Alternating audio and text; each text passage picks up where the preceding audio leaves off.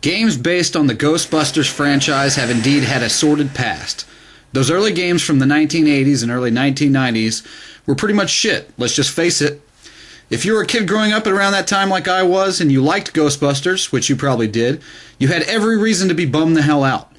Finally, in 2009, Ghostbusters the video game came along and redeemed all the long years of crappy-ass Ghostbusters games by providing a genuinely fun title that acted almost as the third Ghostbusters movie, with all of its returning cast members voicing their respective characters. It was good. I bring this up because 2011's downloadable Ghostbusters game, Sanctum of Slime, would have been one of the better games bearing the anti-ghost logo ever released were it not for 2009's offering. But that isn't saying much. This dual-stick shooter reeks of the suits just tossing out a game with the Ghostbusters trademark on it to make some extra coin. It's not terrible, don't get me wrong. It even has glimmers of fun here and there, but mostly it's badly designed, repetitive, and just plain frustrating. But let's start at the beginning.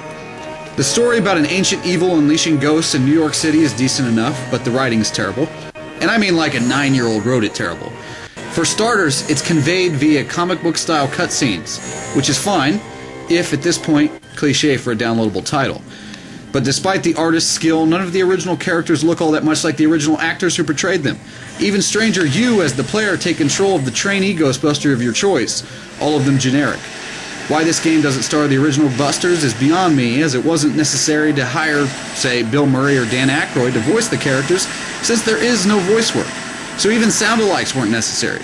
I can't even think of a reason why this game replaces the cast of the movies with these personality vacuums, to be honest with you. And the new female Ghostbuster takes the prize for least funny in an unfunny game, which is saying something, and even without voice work, damn that bitch is annoying. Anyway, gameplay-wise, it's your typical dual-stick shooter, which, like I said, can be fun sometimes. The problems come into play when you realize the devs phoned this one in.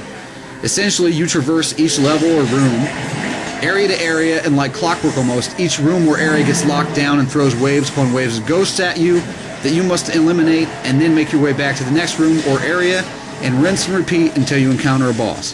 Bad design? Absolutely. But wait, there's more.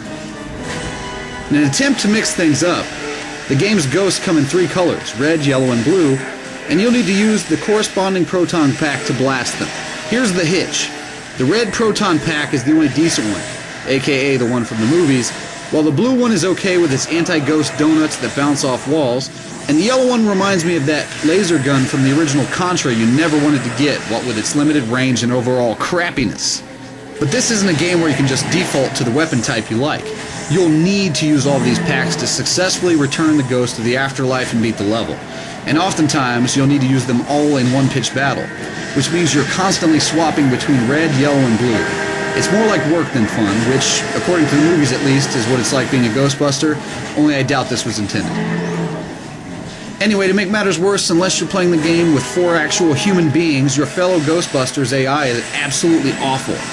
Sure, they do their best to revive you when you go down, but generally it's like they throw themselves on a live grenade. They're almost too eager to save you and will step into danger to do just that, only to get themselves killed and end the current game.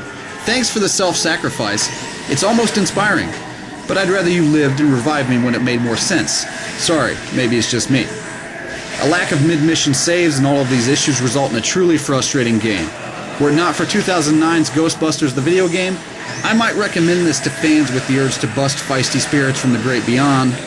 But as that game exists, and this game is so deeply flawed, I can't really recommend it flat out to anyone despite the occasional moment of fun.